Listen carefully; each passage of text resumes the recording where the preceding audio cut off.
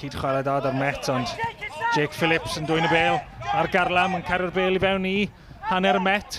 Pêl fat Ewens yn ergydio! Will Fuller yn dyrnu dros y bar. Yn 5 munud cyntaf mae Airbus. Fe gael cwpl o gyfleoedd o hanner gorau. Andy Owens yn ffigio. Jordan Evans fydd yn cymryd hon. Bêl fewn. Ad Sam Hart, penio! Fydda arall, mae'n 19 munud wedi mynd. Sam Hart yn penio dros y bar. Will Fuller yn falch, bod hwnna ddim ar y targed. Dylan Rhys fydd ar gic gornel yma.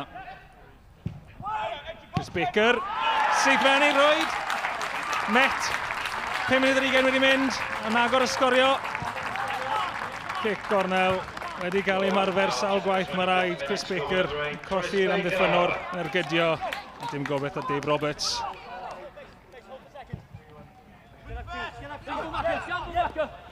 Will Evans o dan bêl hir Fuller.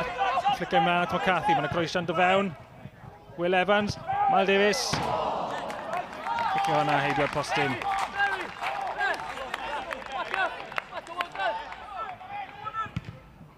Dave Roberts.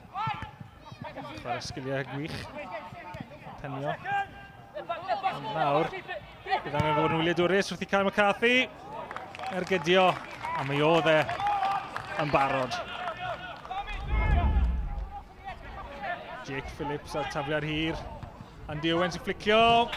Mor effeithiol y tafliad yna. Andy Owens yn anlwcus bod y peniad yna'n mynd just dros y trawst.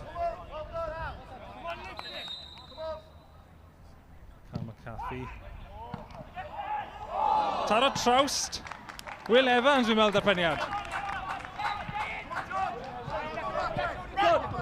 Gallu delio gyda pwysau wrth y Met fyna. Ond nawr camgymeriad gan Joel Edwards. Roi cyfle i Ryan Edwards ergydio. Ergyd wych wrth Ryan Edwards.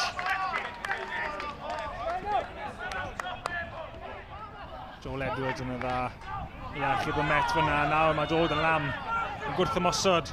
Cam i fewn, heibio Jordan Evans.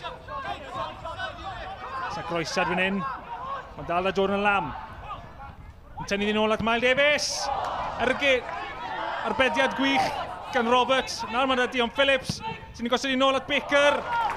Dwylo da Dave Roberts fyna. Chwarae gwych gyda'r Met. We knew today was going to be a difficult game. The effort we put in on Friday night, the turnaround of the game, and with a couple of players missing as well. But take nothing away from Airbus, they deserve something of their game in the second half. The pressure they put us under, it was relentless and constant. But the positive I'll take out of the game is that we were resolute in our defending. We haven't played particularly well, kept a clean sheet, and we've taken another 3 points. So that can only be a real positive for us on what was a very important weekend.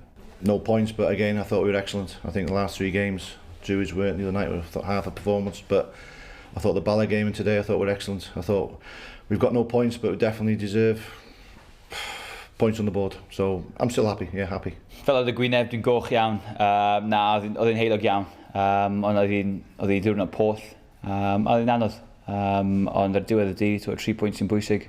Oedd hi'n anodd, gêm anodd nos Wener, a nawr gêm anodd heddi eto, ond so oedd lluchyn lan eto, so mae'n neis i cael yna o'r un cyntaf yn y tymor.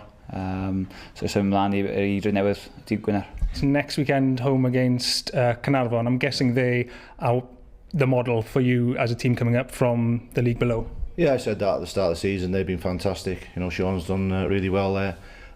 Great momentum, kept it going.